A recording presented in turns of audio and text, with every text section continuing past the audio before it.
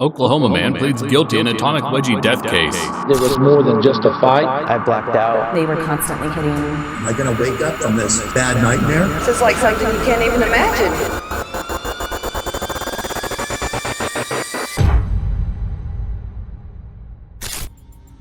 The following stories tell the tale of something that started as lighthearted fun and ended up with the worst act in the world: murder. It's strange to think a drunken atomic wedgie can lead to death, or that a neighbor can get so annoyed over a ding-dong ditch that they decide to kill a bunch of kids. The world is an unfair place, and sometimes we get reminded of that in the most brutal way. For a stepdad with a drinking problem, Christmas turned deadly when an ex-Marine decided he had enough with his toxic habits. For 6 high school buddies, life as they knew it ended the night their innocent prank led a man to let out all his rage. And for a senior high school girl with a great sense of humor, all her dreams stopped when her friends mistook her for an intruder. These cases are about to get outrageous and upsetting.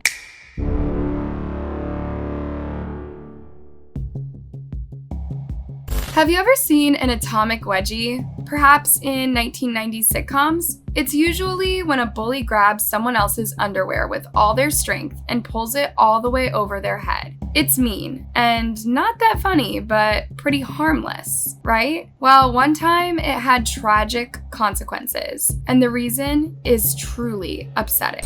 This story begins in McCloud, Oklahoma, in late 2013. McCloud is just a town of under 4,000 people, you guessed it, with peaceful scenery, lots of families, barbecues, and beautiful natural scenery. It's also a place where everyone knows everyone, and where people trust each other. McCloud was the home of 58-year-old Denver St. Clair. His stepson, Bradley Davis, was a 33-year-old retired Marine, and he lived in a trailer that he rented from Denver, just a few yards away. Just before Christmas 2013, Brad's mom, Teresa, was in the hospital, recovering from hip surgery, so Brad and Denver agreed to spend some time together at the latter's home. They would have a few drinks, enjoy the festive atmosphere on their own until Teresa would be well enough to join them. This sounded pretty relaxing with the Christmas tree already set and kids singing in the background. The men would enjoy a few drinks and watch something on TV.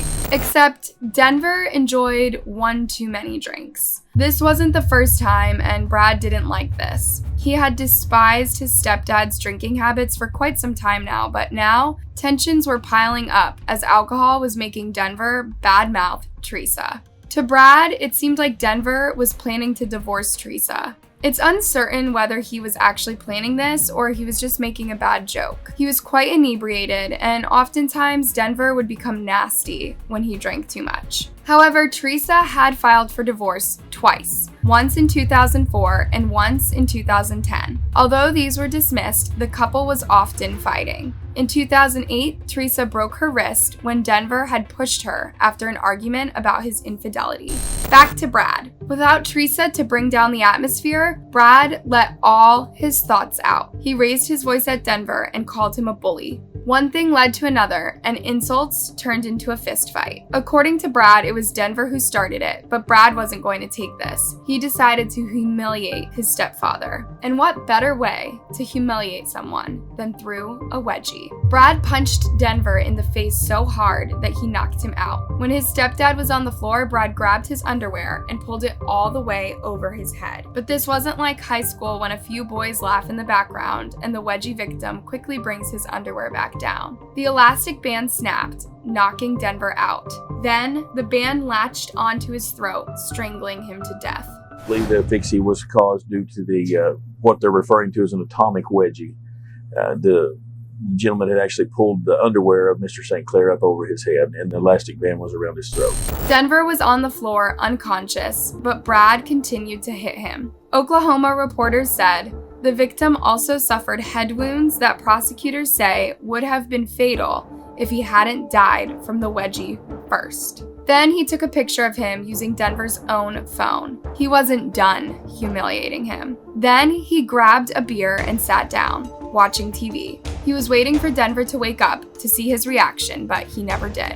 When he realized what he had actually done, Brad began to panic. He He rearranged the objects in Denver's living room, wanting to make it look like self-defense. Then he fled, but on his way out, he called 911. He was still hoping Denver could be saved. The police were quick to come to the scene, but paramedics couldn't resuscitate Denver. They ruled the cause of death asphyxiation. Brad was no longer there, and the policemen noticed the hectic way the furniture was arranged, but they saw through Brad's act. In our investigation, we uncovered evidence that led us to believe that there was more than just a fight. In fact, in their investigation, McLeod police looked at any potential motive for someone in Denver's close circle to do this. Speaking to Brad's brother, they uncovered an interesting clue.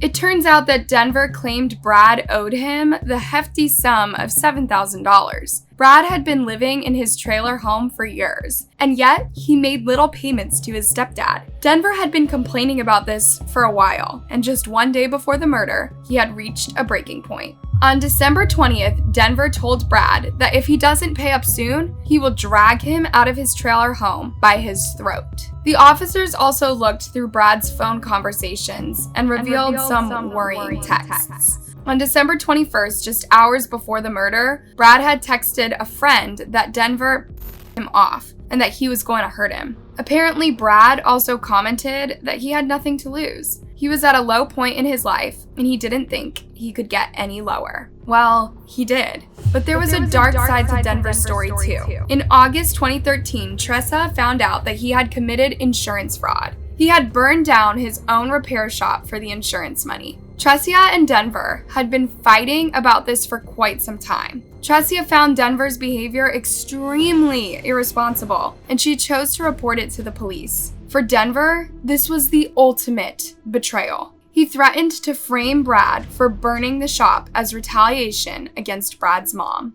The pieces were falling together. The police had no doubt it was Brad who did it. So in the late hours of December 21st, Bradley Davis was arrested.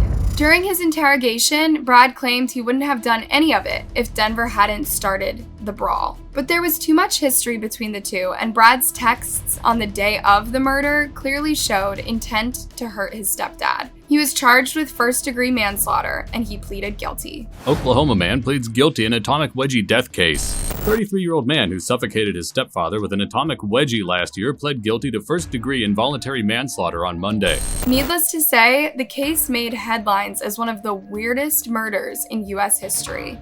We have a bizarre murder case to tell you about tonight. A man is dead and his stepson is in jail after a fight leads to what's called an atomic wedgie. Although outrageous, this case doesn't make the murder any less upsetting. From prison, Brad admitted he went too far in trying to embarrass his stepdad. He was childish, easily angered, and he will pay the price forever, or at least for the 30 years he will be spending behind bars. Moreover, Denver's memory will forever be tainted by the way he died. People knew him, and then to be like that is just outrageous. So it's like something you can't even imagine. It's pretty worrying to think a man who was once a calm, composed Marine would choose a wedgie as the ultimate attack on his stepdad.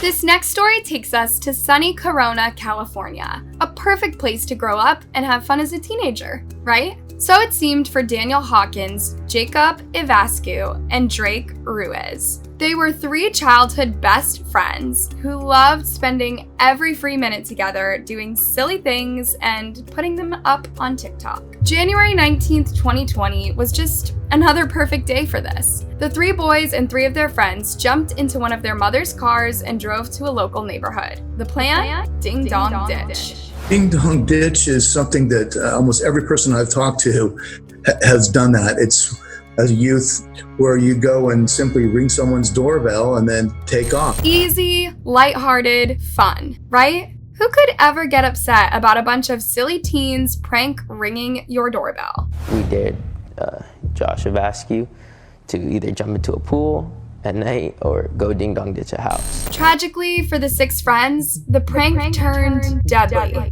when they arrived on the doorstep of 42-year-old Anurag Chandara. Whatever his unresolved anger issues, when the boys rang his doorbell and ran away, he decided to end them. This gentleman apparently came out and then they got ready, got in the car, took off. And then after they'd taken off, they had realized that he had apparently got in his car and came looking for them.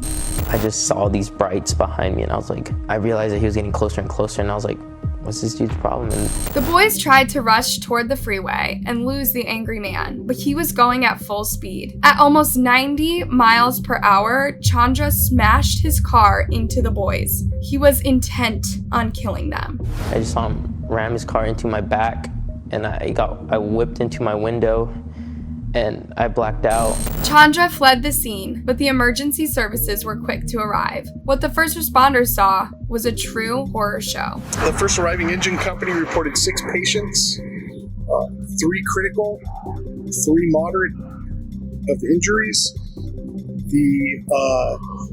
with positive entrapment. Daniel, Jacob, and Drake died that night. They were only 16 years old. Yet, Daniel, Drake, and Jacob did not know how close the moment of their final breath will be. Chandra was arrested within minutes, as witness to the horrific crash followed him and reported him. At the time of his arrest, he was supposed to be in court facing domestic abuse charges. But that didn't bring any closure or quiet the shock everyone was feeling. The 3 boys who survived the crash were left in shambles. One minute, they were having innocent fun. The next, everything ended. I don't know what I'm gonna do without them. And the boys' parents had a hard time even believing what had happened was real. And there's the shock. You're like, is this really happening? Are you joking? Is this a joke? Am I dreaming? Am I going to wake up from this bad nightmare? And then you realize, no, it really is reality. In court, things became clear for Chandra. Based on physical evidence and witness statements, it was concluded that he intentionally rammed the boys' Prius, causing it to collide with a tree. Chandra was charged with 3 counts of murder, another 3 counts of attempted murder under special circumstances, and 6 counts of assault with a deadly weapon. Daniel's father attended every single day of Chandra's funeral, set to remind him of the lives he destroyed. I want them to see my younger son who did survive, and my daughter and my wife, and go, and then the other families. These are the families' lives who've been forever changed. This guy basically played God. The victims' families set up a GoFundMe page to help with medical and legal expenses following the horrible event. Can you imagine what these families are going through, knowing that such an easy, innocent prank cost their children their lives? 2 of the survivors were the little brothers of Daniel and Drake. They will never be able to fully recover from something like this. How can you ever have fun again when you know it can cost you your life? There are some truly nasty people out there, and it's impossible to scope them out. The circumstances are unbelievable. And what is so powerful about this story, Benny, is Craig Hawkins, the father of Daniel, who we spoke to in that interview, he's all about forgiveness. Even though Anurag Chandra is pleading not guilty, he's not so far taken any ownership for any part of what he did. This family still wanting to express forgiveness for him, but they also can't wait for justice. It was also Jacob's parents that spoke for forgiveness. His mom, Ramona, said, he would say, "Mom, you have to forgive him. You have to, because unforgiveness does not bring any closure." By showing wisdom, these families are demonstrating just how you can recover from your worst nightmare. With patience, forgiveness, and a tight-knit family, you can grieve and move on. Sadly, there was another case of Ding Dong Ditch, resulting in outrageous violence back in 2017. Chad Uphoff faces 4 felony counts of terroristic threats, and while he sits in jail, his wife sits down with me to explain how he ended up there instead of at home enjoying the holiday weekend. This case happened in West Omaha, where Ding Dong Ditch was such a trending prank in 2017 that it began to seriously bother the community. They were constantly hitting our house. Uphoff's wife, Tammy, complained to the school about the pranking teenagers, and the school said there was nothing they could do about it. Ding Dong Ditch wasn't illegal, and it was perfectly lighthearted fun, albeit annoying.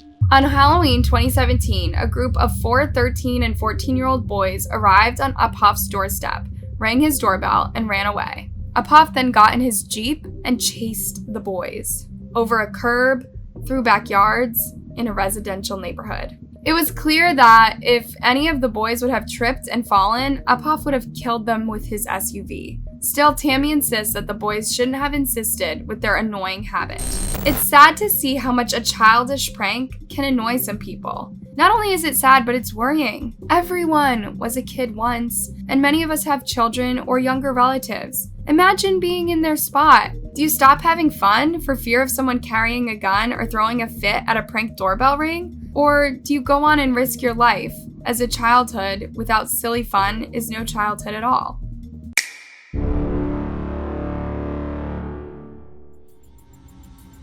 This story takes us to Colorado. On September 8, 2013, 18-year-old Pramila Lal thought of pulling a funny prank on one of her friends, Narek Daniel Galley, and his 15-year-old brother. It was Friday night, and Pramila and her 12-year-old cousin wanted to surprise her friend in a sneaky way. Around 8 p.m., they snuck into the friend's family home and hid inside a closet. They waited and waited until Narek would come upstairs. But Narek stayed downstairs. He thought he heard some noises, and his first thought was, there's a prowler inside my house. He quickly grabbed his dad's gun and gave another one to his little brother. The two began a thorough search of the house, scared and ready to shoot at the first sign of an intruder. After a few minutes of searching downstairs, Narek climbed the stairs all the way to his bedroom. This was the time for Pramila to jump out of the closet and scare him into laughter. But it wasn't to be. When Pramila came out, Narek was so startled that it took him a few seconds to realize what he'd done. Then his little brother came upstairs too, and the two started screaming and crying, at a loss about what to do.